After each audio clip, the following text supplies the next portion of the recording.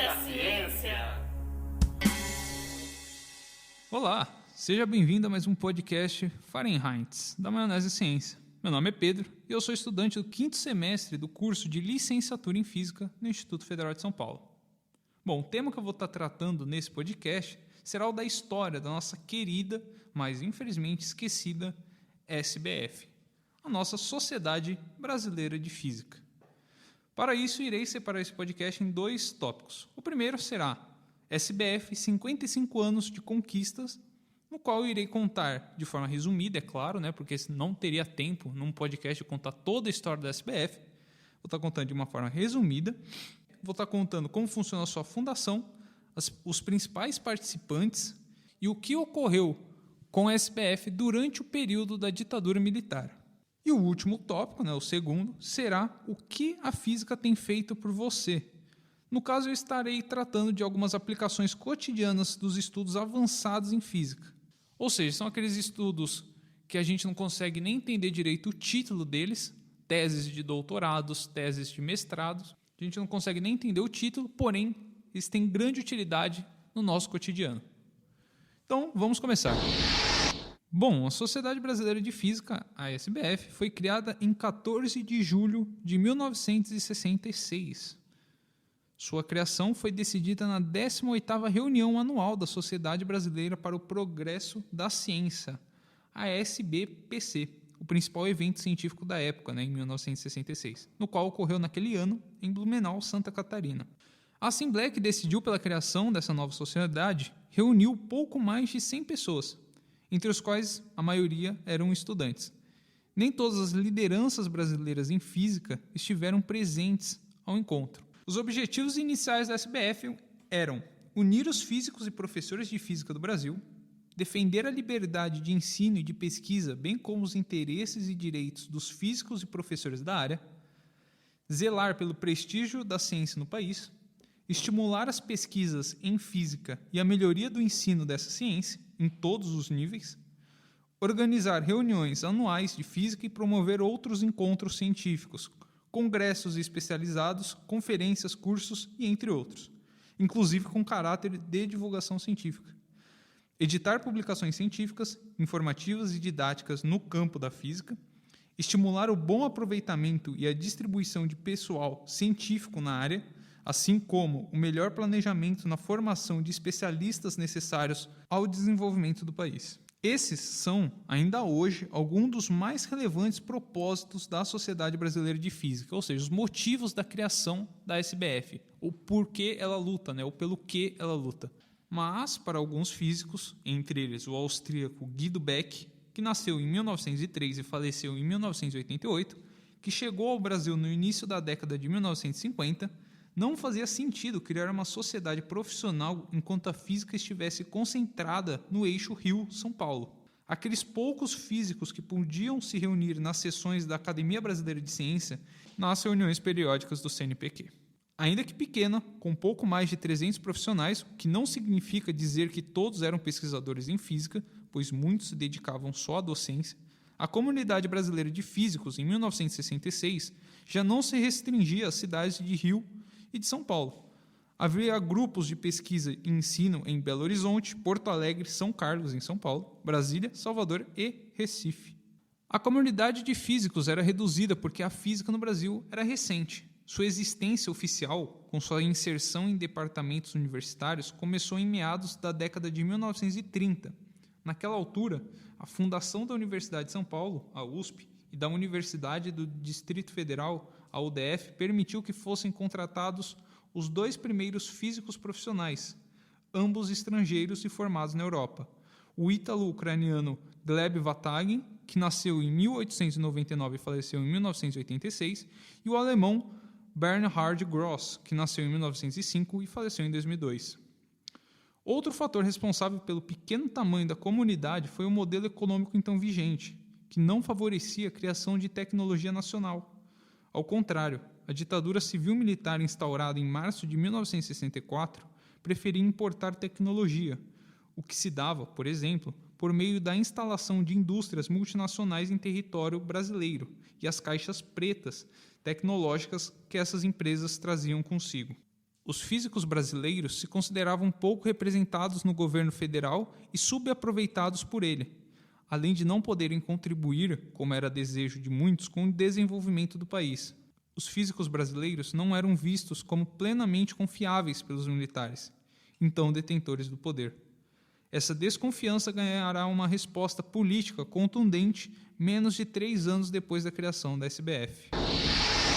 Bom, agora a gente vai estar entrando então um pouco sobre o evento que ocorreu no Brasil, né? Infelizmente foi a ditadura militar e como esse evento, no caso, afetou a Sociedade Brasileira de Física. Entre abril e maio de 1969, 6 físicos foram caçados pela junta militar que governava o país após um tipo de duplo impedimento do governo do Marechal Arthur da Costa e Silva. Este havia sofrido um derrame cerebral e seu vice, o advogado Pedro Aleixo, sofria do defeito de ser civil e de ter votado pela abstenção na reunião de 13 de dezembro de 1968, quando foi promulgado o Ato Institucional número 5, o AI-5. O AI-5 foi usado para caçar Plínio Rocha, Mário Schemberg, José Leite Lopes, Jaime Tiono, Elisa Frota Pessoa e Sara de Castro Barbosa, à exceção de Schemberg, professor da USP, e caçado ainda em maio daquele ano, provavelmente por sua reconhecida militância comunista. Todos os outros atuavam no Rio de Janeiro, no Instituto de Física, cuja origem estava na Faculdade Nacional de Filosofia da Universidade Federal do Rio de Janeiro, a UFRJ, que foi a sucessora, da Universidade do Brasil. Na SBF, as cassações significaram o esfacelamento da diretoria eleita pouco tempo antes.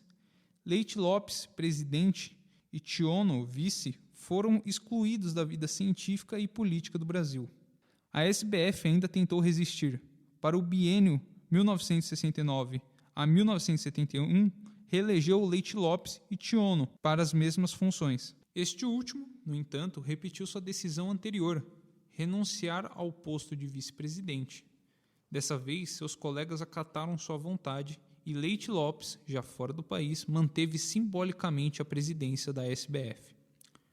O verdadeiro responsável por manter a SBF ativa, obviamente, dentro do possível dado o então cenário político, foi seu secretário-geral, Ernest Wolfgang, que havia sucedido nesse posto outro paulista, que foi o José Goldenberg. A escolha de físicos da USP para o cargo de secretário-geral pode ser explicada pelo fato de que a sede da SBF ficava naquela universidade, ficava na USP, mas especificamente no Instituto de Física, e o secretário-geral era o responsável pelo dia a dia da sociedade. Tiono acabou sucedido pelo físico experimental carioca Alceu Pinho Filho, então professor da Pontifícia Universidade Católica do Rio de Janeiro, a PUC-Rio, o qual já havia ocupado o cargo de secretário na diretoria provisória eleita em 1966 em Blumenau. A escolha de Alceu Pinho, que seria presidente da SBF por 2 mandatos, 1971 a 1975, mostra mais do que a visibilidade no cenário nacional do Departamento de Física da PUC-Rio. Para quem não sabe, a PUC-Rio foi onde o Moisés, autor dos livros do curso de Física Básica, estudou, ele se formou na PUC-Rio. Bom, isso revela também certa necessidade de a SBF manter uma interlocução com o regime, pois, à época, o novo sistema de pós-graduação era altamente dependente do financiamento estatal.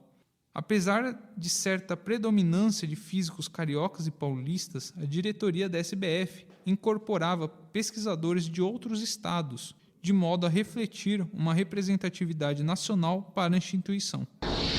Bom, agora eu vou estar abordando uma atitude, no mínimo, antagônica que a SBF teve. No início da década de 1970, a SBF criou um boletim para divulgar notícias de interesse dos físicos. Dado o cenário político de exceção, os primeiros números foram usados para noticiar as perseguições e os constrangimentos sofridos por cientistas brasileiros. Com esse veículo, a SBF tornou-se, então, uma voz de denúncia do ambiente político do governo do general Emílio Médici. Exemplo desse viés mais incisivo contra o regime foram as notícias relativas às demissões de físicos do Centro Brasileiro de Pesquisas Físicas, o CBPF, que até hoje existe no Rio de Janeiro. Em geral, essas denúncias eram acompanhadas de pedidos de revisão dos atos que levaram às perseguições. Até meados da década de 1970, a estratégia da SBF teve um caráter duplo. e, de certa forma, se concretizou por meio de uma atitude antagônica em relação ao sistema. Por um lado, posicionou-se explicitamente contra as perseguições políticas de professores e estudantes. De outro, os físicos, por meio da SBF, demonstraram alguma adaptação às regras do jogo, ao reconhecerem que os governos militares procuravam organizar um sistema federal de apoio à ciência e à tecnologia, posto em prática por meio da distribuição de apoios financeiros e bolsas de estudos e pesquisa. De sua parte, os militares, já no governo do general Ernesto Geisel, sinalizaram com um arrefecimento da atitude em relação aos físicos, ao incorporar, por exemplo, o SBPF, então uma sociedade civil, ao CNPq em 1976, em meio a uma crise financeira gravíssima da instituição de pesquisa. Apesar de, em sua maioria absoluta, ser opositora do então regime de exceção, a comunidade de físicos brasileira comportou-se pragmaticamente. O mesmo comportamento se deu pelo lado do governo, uma vez que este sabia que sem a competência dos físicos, muitas de suas metas ligadas à chamada segurança nacional, que engloba energia nuclear, telecomunicações, etc., não poderiam ser alcançadas. Sem a física, o sonho do Brasil potência se tornaria inviável.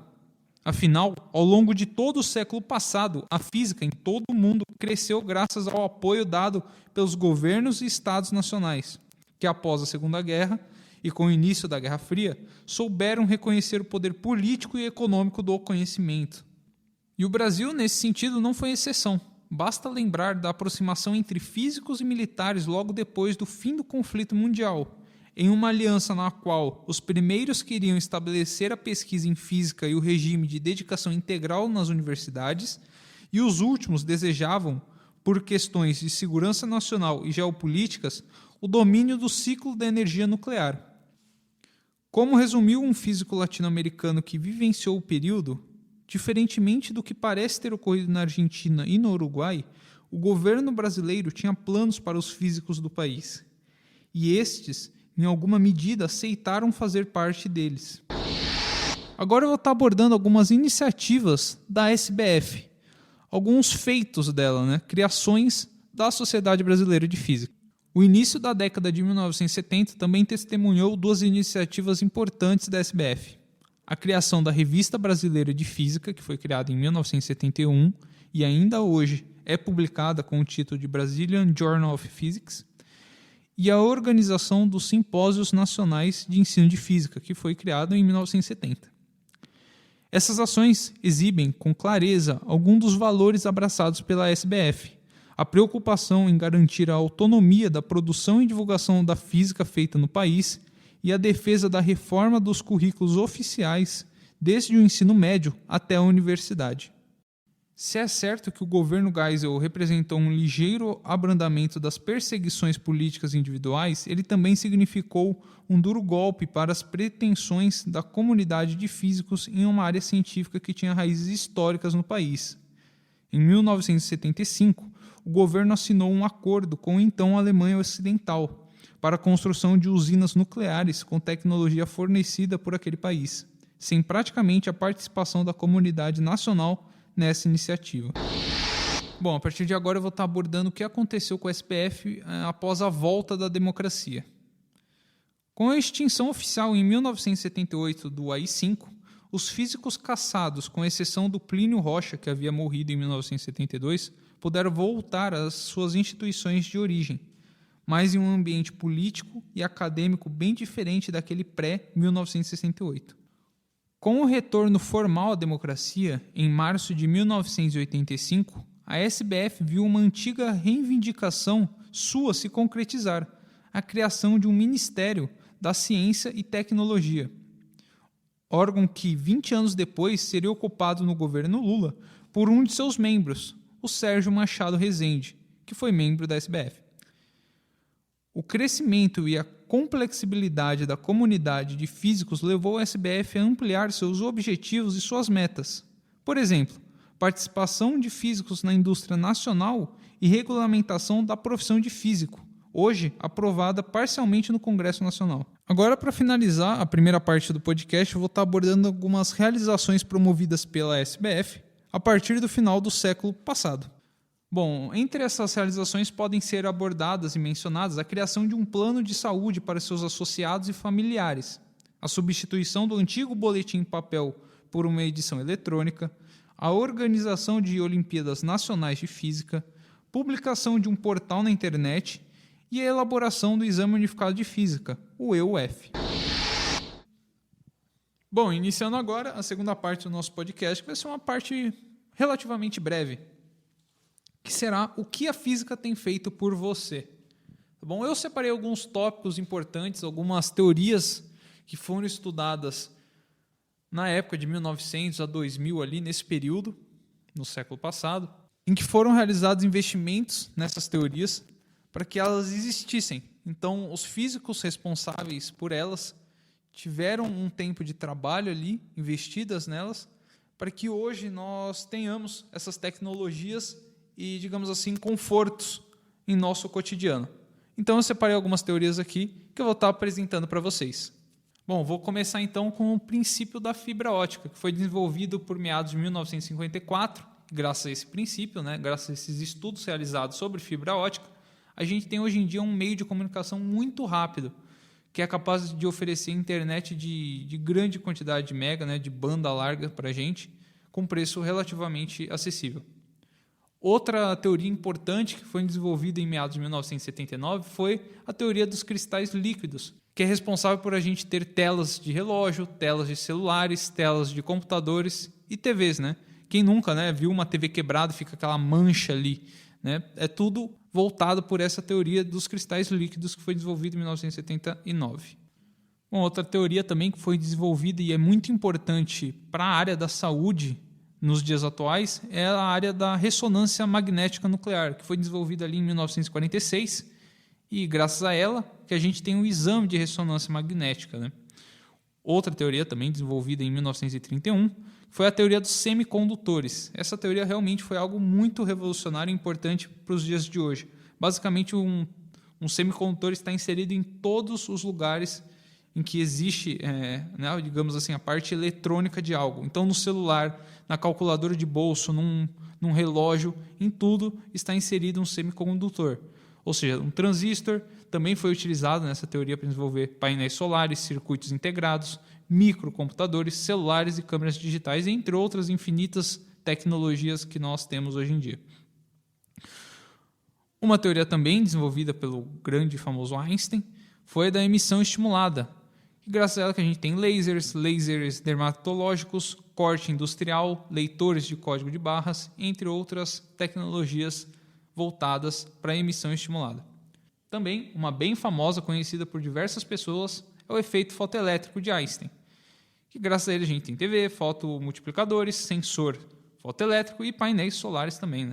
E por último, que eu também não vou ficar o dia inteiro aqui falando para vocês a importância da física, mas sim alguns pontos importantes assim que eu julgo serem mais necessários, é a da teoria que a luz é uma onda eletromagnética. Graças a isso, a gente tem o telégrafo, o rádio, a TV, o radar, comunicação via satélite e até mesmo o forno micro-ondas que nós temos em casa. Então, graças a essa teoria que a gente tem essas tecnologias. Ou seja, é uma forma de eu mostrar para vocês a importância de investimento na área da física, que basicamente é a ciência de base. Começa tudo ali, depois as pessoas vão buscando aplicações dessas teorias desenvolvidas. Então é isso. Muito obrigado por ouvir até agora. E não perca o próximo episódio, que é o episódio 4, Dinossauros, do surgimento à adaptação. Esse episódio, quem ficou responsável por ele foi o Franz e o Murilo. Também não esqueça de seguir a gente nas nossas redes sociais, Instagram e a plataforma que você está ouvindo esse podcast. O nome do nosso Instagram é @Faren_Heinz. Tá bom? Então siga lá, tá bom? Muito obrigado por assistir até aqui. E também acompanhe lá que provavelmente quando sair esse podcast, imagens da Sociedade Brasileira de Física foram postadas lá. Então vai ter os físicos importantes que eu citei aqui, algum deles, E é isso. Muito obrigado e até a próxima. Fui! Fahrenheit, da maionese à ciência.